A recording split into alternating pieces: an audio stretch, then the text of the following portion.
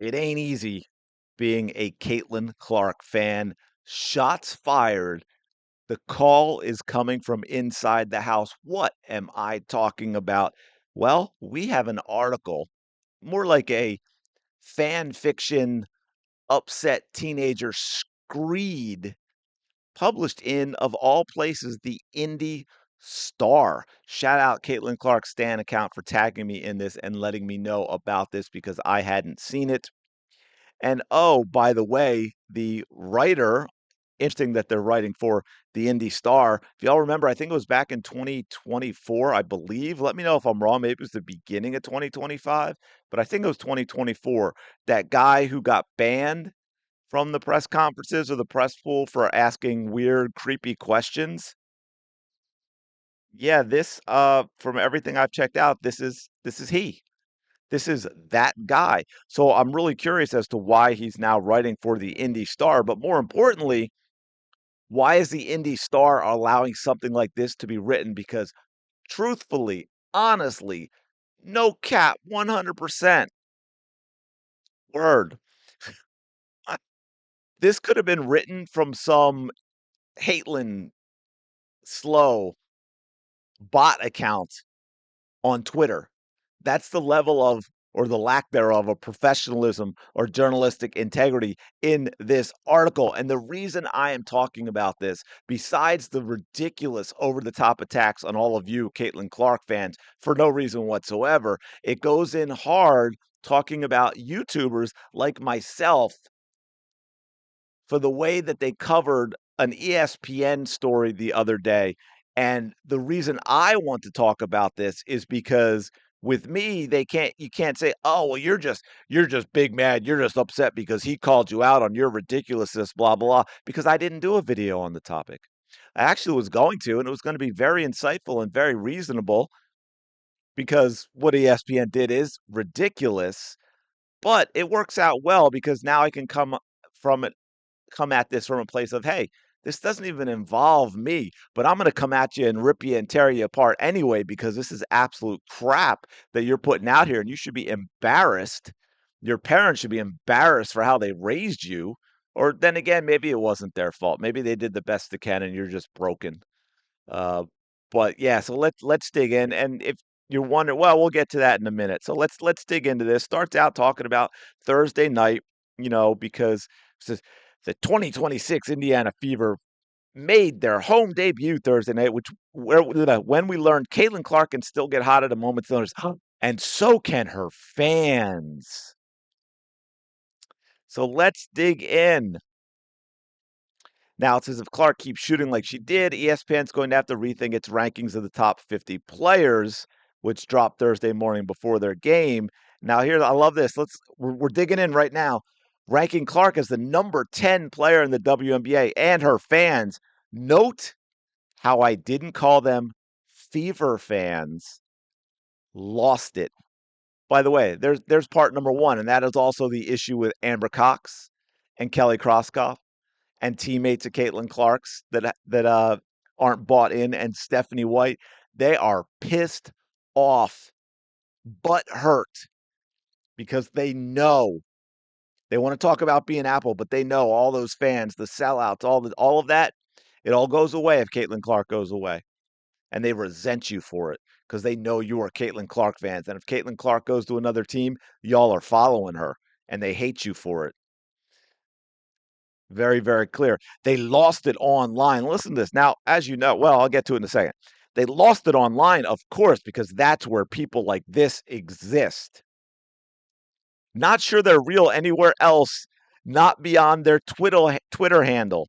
People with well-adjusted names like Caitlin Clark, Global Fans, and Clark Report. Now, keep in mind, this is everywhere in all sports, right? We've got, I mean, the whole Muse thing is out there, right? You've got LeBron Muse, AJ Brown Muse, I got Jalen Hurts Muse, Luca Muse, Joel Embiid Muse. They're all out there. Josh Allen Muse.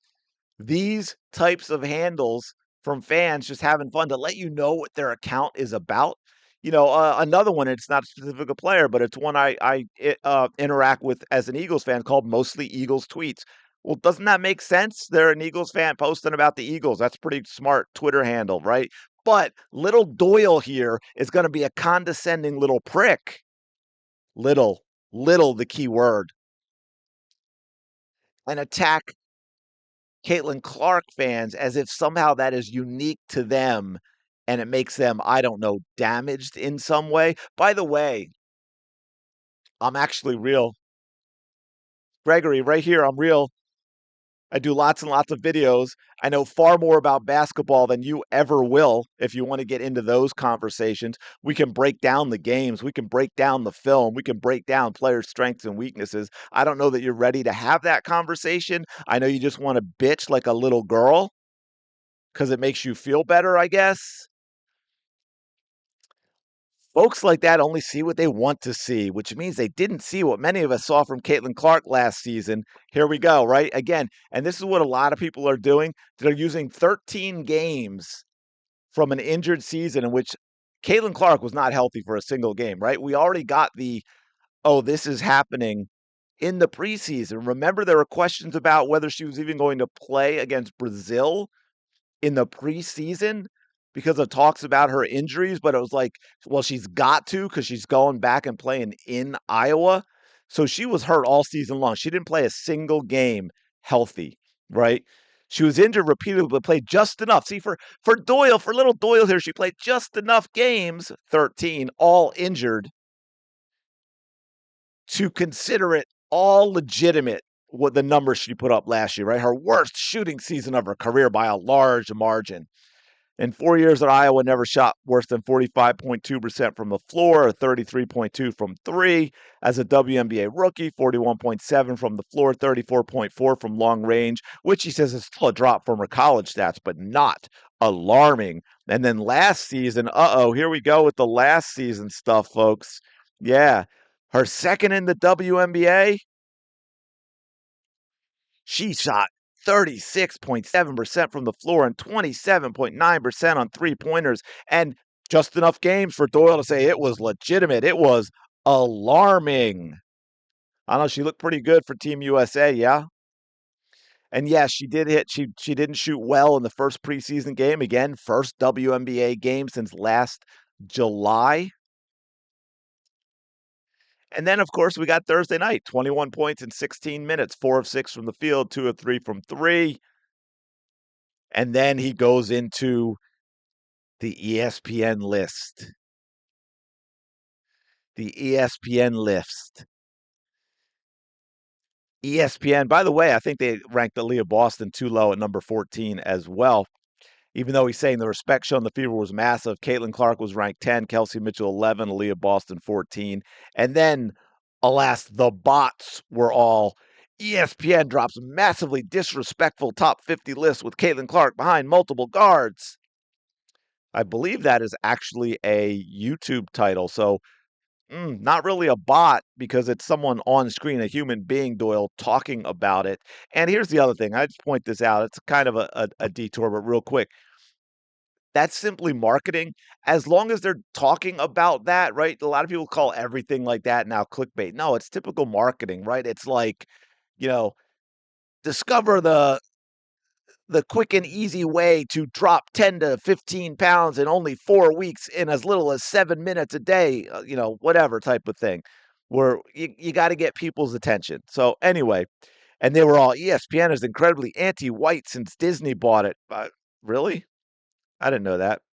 Athlon Sports was helpfully aggregating the whole mess and making something out of nothing under a story headline. And here I am breathing oxygen into the dumbest online fire this side of Truth Social. Don't get me started on those bots. So here it is. Here's part of it as well.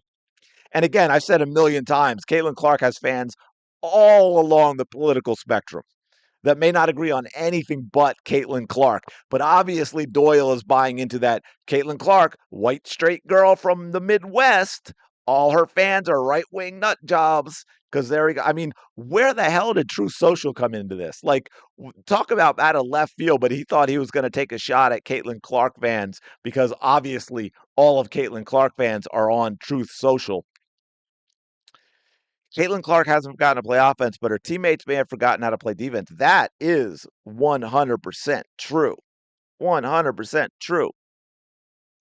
And then he praises Raven Johnson, which, by the way, I have done for both preseason games, and then says, "Don't tell the bots I said that. They can't handle the truth." Again, Doyle, I encourage you to check out a whole lot of my videos where I strictly talk basketball and I'm very objective. I, at the end of the day, it's all opinion. And people can disagree, but I lay it out to the best of my ability with facts and analysis and my understanding of the game. And if somebody I can't stand has a good game, I am going to tell you they have a good game. And all of you who have been around a while know that is true. I stand by what I talk about on here. I am not going to blow my credibility and in my understanding of the game of basketball for clicks and likes. Unlike Doyle, which is doing that right now, which is why we're going to rip him for going after other YouTubers, for going after Clark fans with all this hyperbolic BS. So I think that's about it for this story. But let me just double check here. Yeah, we did have the injury scare. So yeah, man. So I'll just want to finish up real quick. How much time? We got some time, right? We got some time. So if just so you know, this was the list. I don't know if I'll do a video on it now or not at this point, but I had a lot of issues with this list. Like Caitlin at 10 is ridiculous because again, rookie year, we know about all the records. She was first team all WNBA, right? So that I mean that puts her top 5. Fourth in MVP voting. So, top 4. But here's the other thing, and this is one Asia Wilson, for now I'm okay with that. I don't think it's gonna be there long. Alyssa Thomas being a 2, like that right there, you only have to get to number 2 to say nothing about this list matters because all credibility has been the wad has been shot. The wad has been shot right here. Zero credibility. The credibility wad, pop, gone. It's out. Alyssa Thomas. And here's where I go back to what I said this a million times before when people talk about stars in the WNBA. If you're telling me Alyssa Thomas is the second best player in the WNBA, you're not telling me Alyssa Thomas is the second best player in the WNBA. You're telling me the product is absolute garbage and no one should watch it. That's the issue you have when you try and elevate players like this. No one wants to watch Alyssa Thomas. She has no basketball skill. I saw a video the other day, and people were like, "I can't believe they posted this of Alyssa Thomas, practicing and the way she was shooting is absolutely god awful." It's like when people try and show Angel Reese working on her jump shot. It's god awful. It's awful. Technically, just from a technical skill standpoint and the understanding of the fundamentals of how to shoot a basketball, it's just god awful. I can get sixth graders to do better.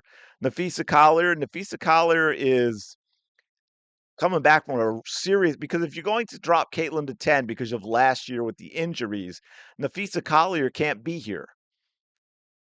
Right? She missed her own unrivaled season because of that nasty, nasty injury at the end of the 25 season. Nafisa Collier might not be the same for a long time. So I don't know how you can put her at 3. I'm okay with Brianna Stewart up here. You could move Brianna up to 2, put maybe Caitlin at 3.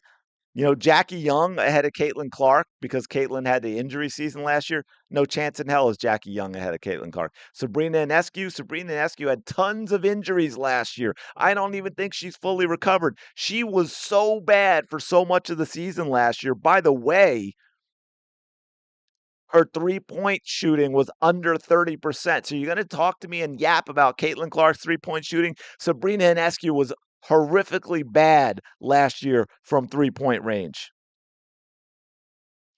Alicia Gray as a guard ahead of Caitlin Clark, no chance in hell. Paige Beckers ahead of Caitlin Clark.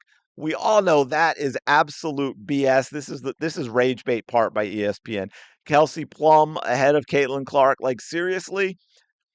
What is that, 4 or 5 guards in the top 9 all ahead of Caitlin Clark? She was all WNBA first team, 4th in MVP voting in her only healthy season, but they're all ahead of her. So, yeah, so there are a lot of issues with this list, right? And by the way, I'm putting Kelsey Mitchell If we're going based on last year, which I guess they're doing is why Caitlin Clark's down here, although then Caitlin shouldn't even be 10, right? So obviously they're including 2024 because if you're going by 2025, having played 13 games, she shouldn't even be eligible for this list, right? So there's a whole lot of lack of critical thinking skills involved there. But if you're going to be going by last year, then Kelsey Mitchell has to be ahead of Kelsey Plum, and she's down here at 11, right? Clea Copper at 12. I don't know how Aaliyah Boston is all the way down at 14. I mean, if I'm putting together a team, Caitlin Clark's my guard for sure, but Aaliyah Boston, then I'm putting ahead of all those other guards out there. No way Satu Sabali, the fake unicorn, is at 15. That's absolutely insane. So guess what? Setting aside Caitlin Clark, I have a lot of issues with this list anyway, just from a pure basketball perspective, whether I like or dislike any of the players. It's just really poorly done. And don't forget, and I'll finish up with this quick reminder y'all can laugh at. Ha ha, good times, ESPN, dumpster fire. Remember their rankings, I think, came out, I want to say late June of 2024, where they had like maybe they didn't have the cojones. It's more like they're just too stupid to get it. They had Caitlin Clark ranked sixth for the rookies. Sixth for the rookies. That lets you know what's going on with ESPN, my friends. Anyway, let me know your thoughts in the comments below. Do me a favor, smash the like button, subscribe to the channel. Truly do appreciate it. Hope you all have a fantastic day. Shout out to the 19. I will talk to you later.